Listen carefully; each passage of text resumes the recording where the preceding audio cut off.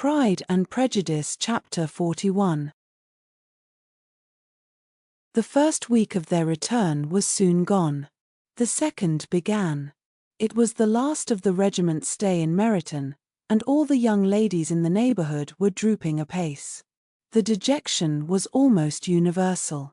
The elder Miss Bennets alone were still able to eat, drink, and sleep, and pursue the usual course of their employments.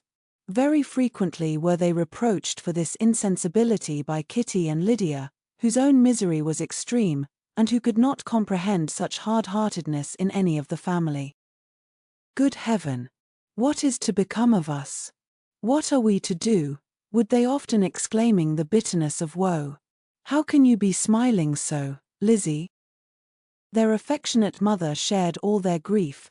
She remembered what she had herself endured on a similar occasion 25 years ago. "I am sure," said she, "I cried for 2 days together when Colonel Miller's regiment went away. I thought I should have broken my heart." "I am sure I shall break mine," said Lydia. "If one could but go to Brighton," observed Mrs. Bennet. "Oh, yes, if one could but go to Brighton, but Papa is so disagreeable. A little sea bathing would set me up forever. And my Aunt Phillips is sure it would do me a great deal of good," added Kitty. Such were the kind of lamentations resounding perpetually through Longbourn House. Elizabeth tried to be diverted by them, but all sense of pleasure was lost in shame. She felt anew the justice of Mr. Darcy's objections, and never had she been so much disposed to pardon his interference in the views of his friend. But the gloom of Lydia's prospect was shortly cleared away, for she received an invitation from Mrs. Foster, the wife of the colonel of the regiment, to accompany her to Brighton. This invaluable friend was a very young woman, and very lately married. A resemblance in good humour and good spirits had recommended her and Lydia to each other, and out of their 3 months' acquaintance they had been intimate too. The rapture of Lydia on this occasion, her adoration of Mrs. Foster, the delight of Mrs. Bennet, and the mortification of Kitty, are scarcely to be described. Wholly inattentive to her sister's feelings, Lydia flew about the house in restless ecstasy, calling for everyone's congratulations, and laughing and talking with more violence than ever, whilst the luckless Kitty continued in the parlour repined at her fate in terms as unreasonable as her accent was peevish. "I cannot see why Mrs. Foster should not ask me as well as Lydia," said she, "though I am not her particular friend. I have just as much right to be asked as she has, and more too, for I am 2 years older." In vain did Elizabeth attempt to make her reasonable, and Jane to make her resigned. As for Elizabeth herself, this invitation was so far from exciting in her the same feelings as in her mother and Lydia, that she considered it as the death warrant of all possibility of common sense for the latter, and detestable as such a step must make her were it known, she could not help secretly advising her father not to let her go. She represented to him all the improprieties of Lydia's general behaviour, the little advantage she could derive from the friendship of such a woman as Mrs. Foster, and the probability of her being yet more imprudent with such a companion at Brighton, where the temptations must be greater than at home. He heard her attentively, and then said, "Lydia will never be easy until she has exposed herself in some public place or other, and we can never expect her to do it with so little expense or inconvenience to her family as under the present circumstances."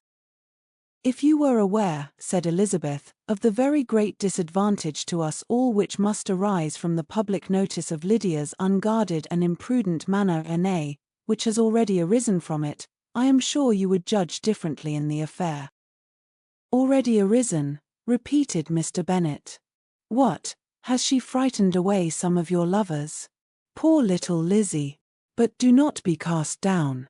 Such squeamish youths as cannot bear to be connected with a little absurdity are not worth a regret. Come, let me see the list of pitiful fellows who have been kept aloof by Lydia's folly." "Indeed you are mistaken. I have no such injuries to resent. It is not of particular, but of general evils, which I am now complaining.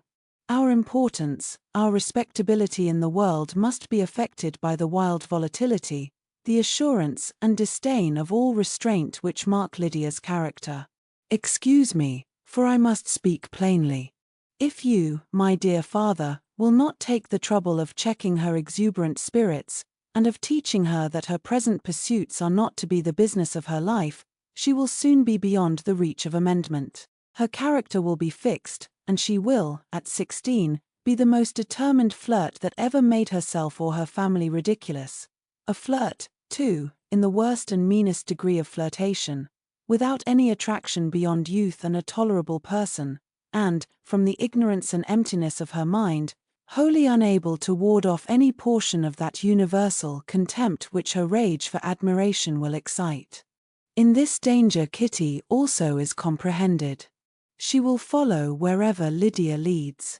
Vain, ignorant, idle, and absolutely uncontrolled. Oh, my dear father, can you suppose it possible that they will not be censured and despised wherever they are known, and that their sisters will not be often involved in the disgrace? Mr. Bennet saw that her whole heart was in the subject, and affectionately taking her hand said in reply, "Do not make yourself uneasy, my love. Wherever you and Jane are known you must be respected and valued, and you will not appear to less advantage for having a couple of, or I may say, 3 of very silly sisters. We shall have no peace at Longbourn if Lydia does not go to Brighton. Let her go, then. Colonel Forster is a sensible man, and will keep her out of any real mischief, and she is luckily too poor to be an object of prey to anybody. At Brighton she will be of less importance even as a common flirt than she has been here. The officers will find women better worth their notice. Let us hope, therefore, that her being there may teach her her own insignificance. At any rate, she cannot grow many degrees worse, without authorizing us to lock her up for the rest of her life." With this answer Elizabeth was forced to be content, but her own opinion continued the same, and she left him disappointed and sorry. It was not in her nature, however, to increase her vexations by dwelling on them. She was confident of having performed her duty, and to fret over unavoidable evils, or augment them by anxiety, was no part of her disposition. Had Lydia and her mother known the substance of her conference with her father, their indignation would hardly have found expression in their united volubility. In Lydia's imagination, a visit to Brighton comprised every possibility of earthly happiness. She saw, with the creative eye of fancy, the streets of that gay bathing place covered with officers. She saw herself the object of attention, to tens and to scores of them at present unknown. She saw all the glories of the camp, its tents stretched forth in beauteous uniformity of lines, crowded with the young and the gay, and dazzling with scarlet, and, to complete the view, she saw herself seated beneath a tent, tenderly flirting with at least 6 officers at once. Had she known her sister sought to tear her from such prospects and such realities as these, what would have been her sensations? They could have been understood only by her mother, who might have felt nearly the same. Lydia's going to Brighton was all that consoled her for her melancholy conviction of her husband's never intending to go there himself. But they were entirely ignorant of what had passed, and their raptures continued, with little intermission, to the very day of Lydia's leaving home. Elizabeth was now to see Mr. Wickham for the last time. Having been frequently in company with him since her return, agitation was pretty well over, the agitations of formal partiality entirely so. She had even learnt to detect, in the very gentleness which had first delighted her, an affectation and a sameness to disgust and weary. In his present behaviour to herself, moreover, she had a fresh source of displeasure, for the inclination he soon testified of renewing those intentions which had marked the early part of their acquaintance could only serve, after what had since passed, to provoke her. She lost all concern for him in finding herself thus selected as the object of such idle and frivolous gallantry, and while she steadily repressed it, could not but feel the reproof contained in his believing, that however long, and for whatever cause, his attentions had been withdrawn, Her vanity would be gratified, and her preference secured at any time by their renewal. On the very last day of the regiment's remaining at Meryton, he dined, with other of the officers, at Longbourn, and so little was Elizabeth disposed to part from him in good humour, that on his making some inquiry as to the manner in which her time had passed at Hunsford, she mentioned Colonel Fitzwilliam's and Mr. Darcy's having both spent 3 weeks at Rosings, and asked him if he was acquainted with the former. He looked surprised, displeased, alarmed, but with a moment's recollection and a returning smile, replied that he had formerly seen him often, and, after observing that he was a very gentlemanlike man, asked her how she had liked him. Her answer was warmly in his favour. With an air of indifference he soon afterwards added, "How long did you say he was at Rosings?" "Nearly 3 weeks." "And you saw him frequently?" "Yes, almost every day." "His manners are very different from his cousin's." "Yes, very different. But I think Mr. Darcy improves upon acquaintance." "Indeed," cried Mr. Wickham with a look which did not escape her. "And pray, may I ask," but checking himself, he added, in a gayer tone, "is it in address that he improves? Has he deigned to add aught of civility to his ordinary style? For I dare not hope," he continued in a lower and more serious tone, "that he is improved in essentials." "Oh, no," said Elizabeth. "In essentials, I believe, he is very much what he ever was." While she spoke, Wickham looked as if scarcely knowing whether to rejoice over her words, or to distrust their meaning. There was a something in her countenance which made him listen with an apprehensive and anxious attention, while she added, "When I said that he improved on acquaintance, I did not mean that his mind or his manners were in a state of improvement, but that, from knowing him better, his disposition was better understood." Wickham's alarm now appeared in a heightened complexion and agitated look.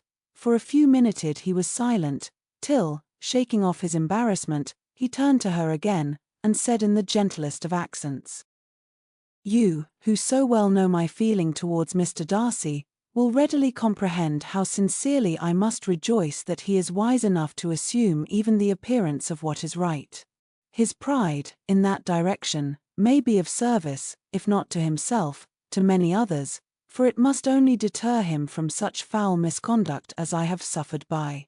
I only fear that the sort of cautiousness to which you, I imagine, have been alluding, is merely adopted on his visits to his aunt, of whose good opinion and judgment he stands much in awe. His fear of her has always operated, I know, when they were together, and a good deal is to be imputed to his wish of forwarding the match with Mr. Birraj, which I am certain he has very much at heart."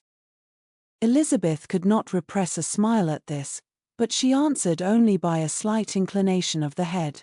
She saw that he wanted to engage her on the old subject of his grievances, and she was in no humour to indulge him. The rest of the evening passed with the appearance, on his side, of usual cheerfulness, but with no further attempt to distinguish Elizabeth, and they parted at last with mutual civility, and possibly a mutual desire of never meeting again. When the party broke up, Lydia returned with Mrs. Foster to Meryton, from whence they were to set out early the next morning. The separation between her and her family was rather noisy than pathetic. Kitty was the only one who shed tears, but she did weep from vexation and envy. Mrs. Bennet was diffuse in her good wishes for the felicity of her daughter, and impressive in her injunctions that she should not miss the opportunity of enjoying herself as much as possible, advice which there was every reason to believe would be well attended to, and in the clamorous happiness of Lydia herself in bidding farewell, the more gentle adieus of her sisters were uttered without being heard.